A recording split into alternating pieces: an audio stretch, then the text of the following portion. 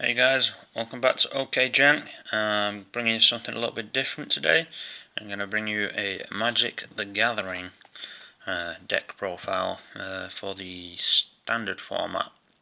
I'm not a massive Magic player, but I've really been enjoying this deck. So let's go through it. Start running 1 Lucky Clover, which is whenever you cast an adventure, which is a new mechanic, I believe, for the Throne of Eldraine set. So whenever you cast an adventure, instant or sorcery spell, copy it, and you can choose new targets for the copy. So you'll see why we're running that. Then we're running 2 Witching Well, which is a 1 cost. When it enters the field, you can scry 2, and then later on you can pay 3 and a blue and sacrifice it to draw 2 cards, so it's a little bit of foresight and a little bit of draw later on. Then running 4 Overwhelmed Apprentice, which is when it enters the battlefield, each opponent puts the top 2 cards of the library into the graveyard, and then you scry 2. So it's a 1-drop which scries you 2, mills your opponent for 2, and it's power 1, toughness 2.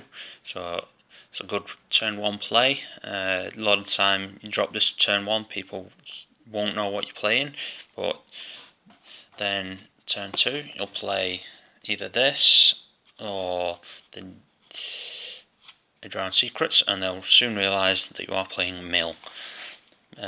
It's winning me a fair amount of games against decks which are a lot more expensive than this. It's quite a budget build. So the next card is 4 Merfolk Secret Keeper, which has the adventure, which is here, which is you pay 1 for the adventure, which is called Venture Deeper. And its target player puts the top 4 cards of his or her library into the graveyard, and then you can exile this card, and then you can cast the creature from later on from exile. So with Lucky Clover out, use Venture Deeper, opponent will mill 4, it gets copied on the stack by Lucky Clover, so your opponent's milling 8 for 1 blue at this point. And if Lucky Clover stays out on the field, you can keep doing this, because you can use the Venture Deeper, then cast it onto the field, and then use this card, which is 4 Unsummon, which is return target creature to its owner's hand. So it just bounces a creature, your opponent's or yours. If your opponent's going really aggro with something that's got haste, or even if it's not got haste and you just don't want to block it, the next turn when it can attack, you can bounce it. What I like to do is, if I've got this on the field, I will often block with this, and then before damage I will bounce it back to my hand. It stops them doing me any damage and gets me that back in my hand for the next turn. Now this is the real engine of the deck. 4 Drowned Secrets. Just basically anytime you cast a blue spell, target player puts the top 2 cards of the library into the graveyard. The only non-blue spell is Lucky Clover, so you'll always be, as long as you can get this on the field, I find, even though I'm running it as 4 of, a lot of the time I won't see it turn 2 when you want to be playing it. I'll see it turn 4, which is good because you can instantly play it and then cast something else to get the effects and mill your opponent. But it means you have a little bit of a slow start, and your opponent will know what they're doing and compensate accordingly. Then we're running 4 Wall of Lost Thoughts, so it's 0-4 with Defender, but when it enters the field, your opponent mills 4, which is just nice, especially if you bounce it again with Unsummon. And we've got 3 Vantress Gargoyle, which is new. I like this card, just because the artwork looks really nice on it. Especially you can get like a full art borderless, which is kind of different to anything else other than maybe Buddy Fight has similar artworks. It's got flying, Vanquisher's Gargoyle can't attack unless defending player has 7 or more cards in their graveyard, but turn 3 or 4 when you'll be playing this out, your opponent should have 7 or more cards in the graveyard for this to attack, and then it can't block unless you have 4 or more cards in hand, which is, if you're going to play this out, you're probably not going to be blocking, because it just means that your mill hasn't been going to plan, so you want to be attacking, so you'll be tapped normally anyway.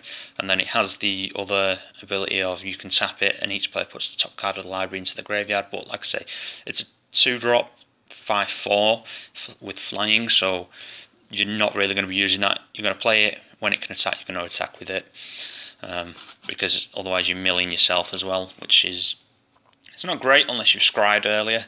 Then we've got a little bit of defense for some flying and as well, which is flash. It's fairy duelist. It's a 1 and a blue. It's got flash, so you can play it any time, basically instant speed. It's flying. When fairy duelist enters the battlefield, target creature an opponent gets control gets -2/-0 until end of turn. So you can just prevent a little bit of damage for you. It gives you a blocker and it's a cast, so it's a cast on your opponent's turn, which is nice if you've got Drowned Secrets out.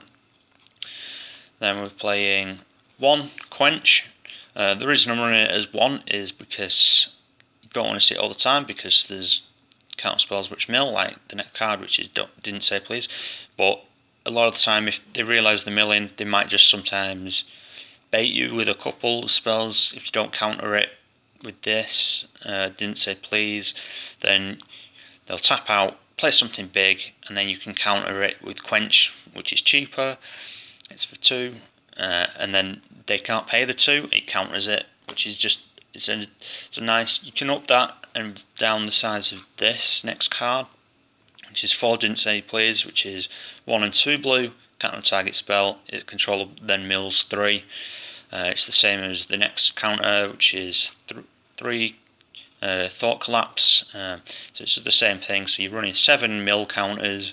You could drop that to 6, up a copy of Quench, or you can run any other number of counter spells. There are some cheaper ones and some that force your opponent to pay more, but I quite like this. You can also run Thought Collapse at 4 and remove Quench if you want to go all in on the mill. I find this is a slightly better balance, having that 1 that they may not be expecting turn 2.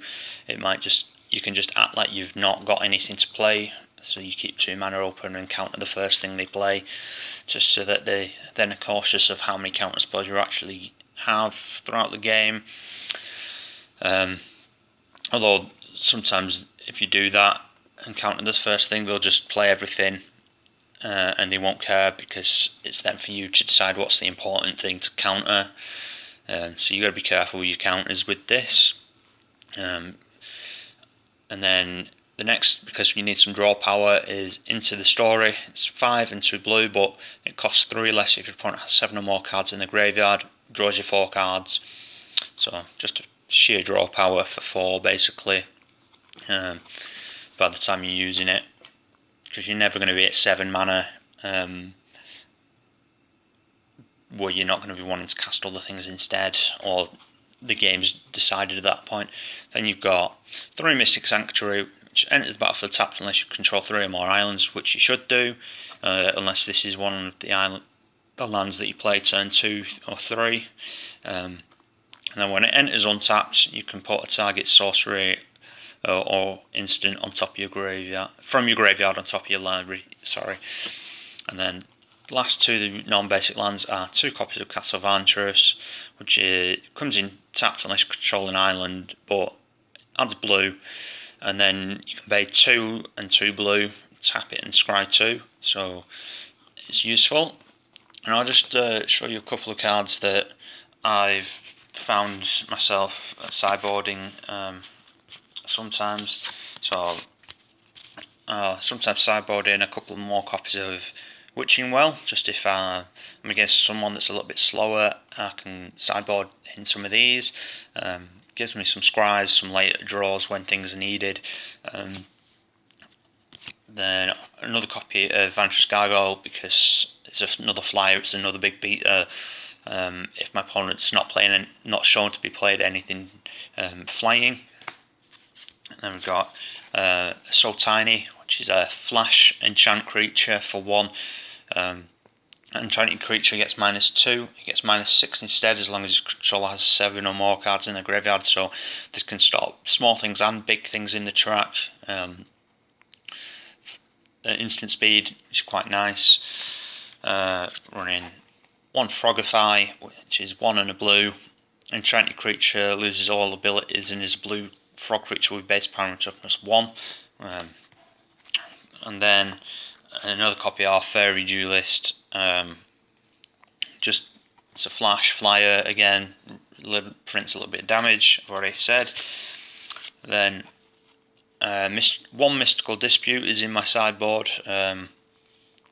because it's just going to cost your opponent more, and in the mirror match or a similar type of match, it's even cheaper. It's just 1 blue and your opponent has to pay 3. A lot of the time it's not necessarily going to be worth it, whatever they're casting, for them to pay 3, so they'll just let you counter it. And then that's it. I've undecided on the rest of my sideboard. I definitely want to pick up another copy of Lucky Clover, and then I'll probably main deck that instead of a Fairy Duelist or an Into the Story, or even another Witching Well I'll take out for it. There are a couple of other cards that you can run. There's a fairy that's got flying, but it costs 3, but when it enters, it draws you a card. There's also a fairy that has an adventure that pulls you a card from your sideboard to your hand, which could be really good if you can decide on a sideboard that works for everything. I haven't quite figured that out yet, though. As I say, I'm not overly into Magic. The Magic I do play is usually Commander, which I might try and put up a deck list for at some point, for one of my Commander decks, because it's a really fun format. I'm sure a lot of you guys would enjoy it if you're enjoying like buddy fighting things, and they're quite competitive. EDH can be very competitive, or it can be very casual, or it can be however you want it to be. So I might try and put up one of those deck lists. So that is my Magic the Gathering standard deck profile, and these are just the 3 cards that I really enjoy. Just look at his face. Look at the face on that. He's so surprised. Yeah. And then look at this. She's so scared, being dragged into the depths, and that's how your opponent are. You play that, they get surprised that you're playing that, and then you play this, and then you play this, and then they start looking like she is, like, oh, I'm being overwhelmed. It's really fun, especially when this costs nothing. I think this entire deck cost me about £12, I think, to build, not including basic lands. So probably, depending what your locals sell basic lands for, or if you can pick them up, £12 to £15, I imagine. And then sleeves, obviously, but it's so good, especially when you go to locals and someone spent, like, it's standard, so deck and card values can go up to like hundreds of pounds. It's not modern, which I believe is the really expensive format. But anyway, that's my deck profile for Mono Blue Mill in Magic the Gathering standard format. Just before I leave, just to clarify, if you have this on the field and you cast the adventure, this will trigger, and then when you cast this back from exile, this will also trigger. So if you have this on the field for 2 blue, you can mill them for 4 off the adventure, 6 off this, then 2 off casting that. So it's a total of 8 cards milled for 2, which is really good. But if you have these on the field, this on the field as well, and you do it, you mill 4 off the adventure, 6 off this, another 4 off this, and then you can cast this for another 2. So it's 4, 8, 4, 8, 10, 12, 12 for 2 blue. That's usually it's over a fifth of the deck. But by the time you have these out, it could be even more, depending on how much they're drawing and how much you've managed to mill earlier. And then, especially because you're playing on summon, you can, if you've got even more mana open, you can do that. So then this ends up on the field. You can play on summon, mills them for 2, bounces this back to your hand. Do this again, mills them for another 10, and then you can call this back. It's another 2. And then if you've got another unsummon, you can unsummon it again, mill some for 2. So if you get really lucky with your draws, you can mill about 30 cards on turn, I think it's turn 6, that you could do that by the time you have enough mana open. Because you spend 4 early game for this, spending 2 for this, 5 for that. Yeah, so turn 6 or 7, you can almost mill your opponent out with just these 4 cards, not including what they've drawn and things.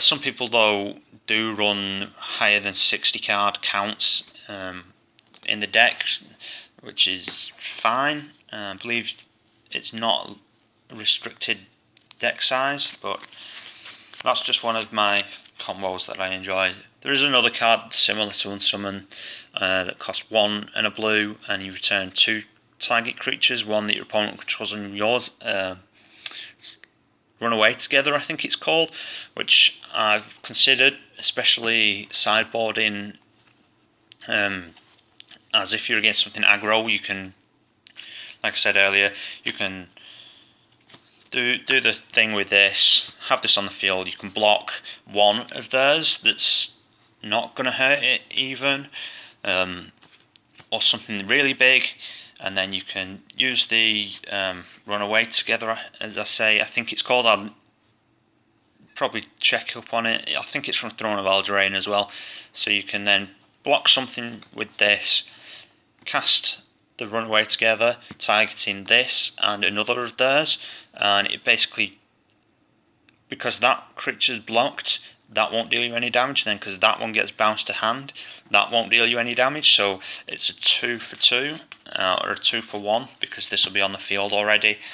You can do that with Overwhelmed Apprentice as well, although obviously there's less value in Overwhelmed Apprentice unless you've got a draw card in hand and you want to scry. But like I say, this is the final sign off. That is my Magic the Gathering standard deck profile, mono blue mill. I hope you've enjoyed. Leave a comment, subscribe. Feedback's always appreciated. Thanks guys, this is OK Jank, signing out.